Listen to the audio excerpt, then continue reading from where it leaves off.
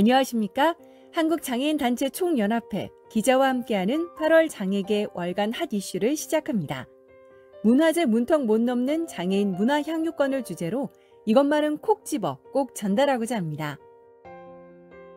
장애인 문화 향유권이란 문화 향유권의 사전적 의미는 누리어 가지다라는 뜻이며 이 권리는 국민의 기본권에 포함된 것으로 이는 장애인 차별금지법 제24조 2항과 제4조 1항에 명시하고 있듯이 장애인에게도 마찬가지로 누구나 차별 없이 구분 없이 자유로이 문화예술을 즐기고 누릴 수 있습니다.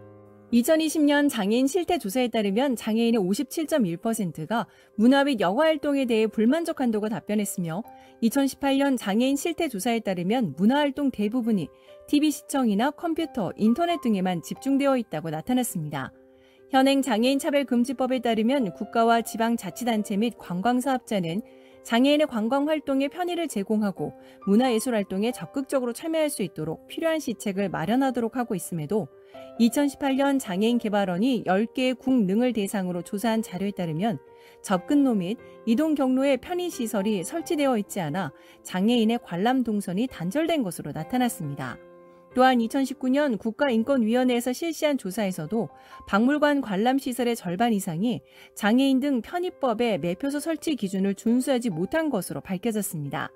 장애인 등 편의법에서도 장애인이 일상생활에서 안전하게 이동하거나 시설을 편리하게 이용할 수 있도록 명시되어 있으나 장애인이 문화 향유권을 누리기 위한 접근성은 매우 어려운 것이 현실입니다.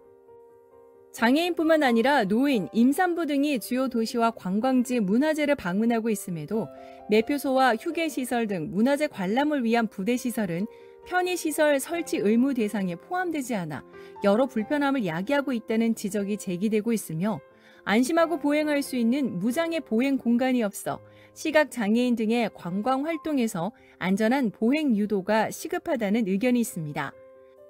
장애인 문화재 접근성과 문화 향유권을 높이기 위해선 편의시설 설치가 필요한데 전문가들은 장애인 편의시설 설치율이 낮은 이유로 문화재 훼손으로 인식하기 때문이라는 의견이 있습니다. 이에 문화재와 조화를 이루는 편의시설 설치가 매우 필요한 상황입니다.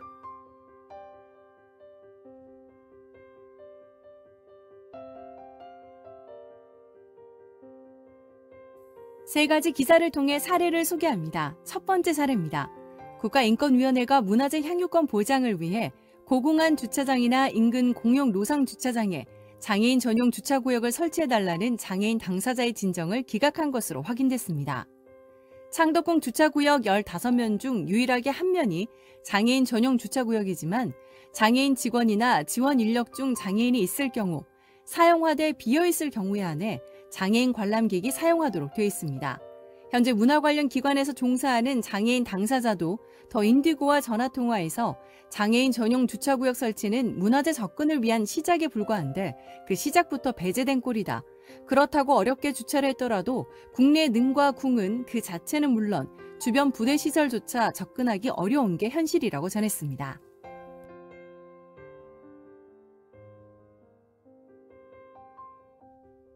두 번째 사례입니다. 열린 관광지 김해 가야 테마파크의 공간이 80% 정도는 무장애 공간으로 이동 취약계층의 관광지 내 이동 불편을 해소하고 있지만 핵심 전시 공간인 20% 진입이 불가하여 개선이 필요하다는 의견입니다. 열린 관광지란 문화체육관광부는 매년 대상지 공모와 심사를 통해 지정하며 장애인, 고령자, 영유아 동반 가족, 임산부 등 이동 취약계층의 관광지 내 이동 불편을 해소하고 장애 인식 개선 교육 등을 통해 전 국민의 관광활동 여건을 쉽고 편리하게 만드는 사업입니다.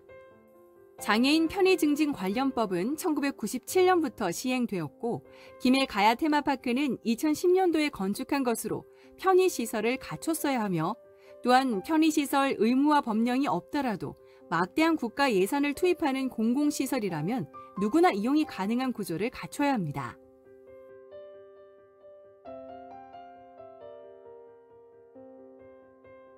마지막 사례입니다.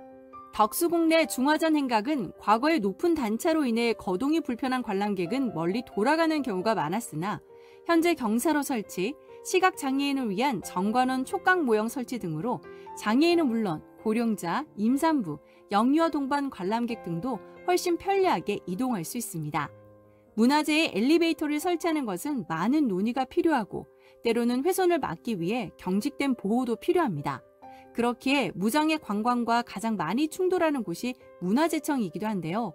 그럼에도 문화재 훼손 없이 접근성을 높일 수 있다는 것은 그만큼 기술력이 뛰어나다는 의미이며 여러 사람의 노력으로 소외되는 사람 없이 석조전을 관람할 수 있게 된 것은 획기적인 변화라 볼 수 있습니다.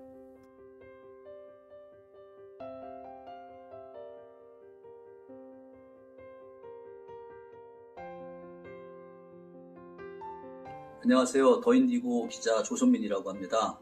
오늘 주제가 문화향유권인데요.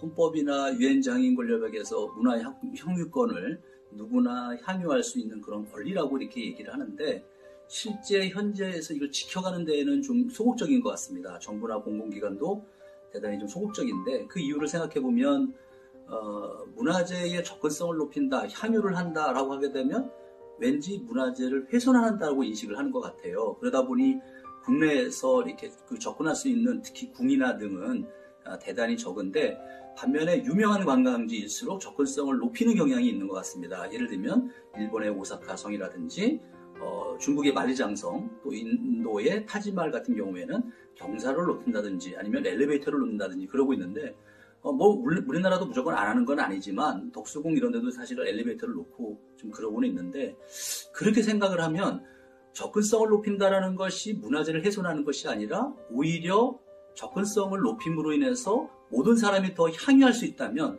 그것이 진정 문화재의 가치가 높은 거지 문화재를 보존한다는 미명하에 누구는 배제한다라고 하는 거는 과연 현대에 있어서 문화재의 가치가 있는 거냐 저는 이렇게 생각이 들어요. 그래서 법적으로도 강화를 해야 되지만 우리가 전문가나 또 당사자나 정부나 공공기관이 이 문제를 적극적으로 해결할 수 있는 민간협의체를 구성한다든지 해서 당장은 다 할 수는 없어도 하나씩 그거를 해결해 나갈 수 있다면 좋겠다는 생각이 듭니다.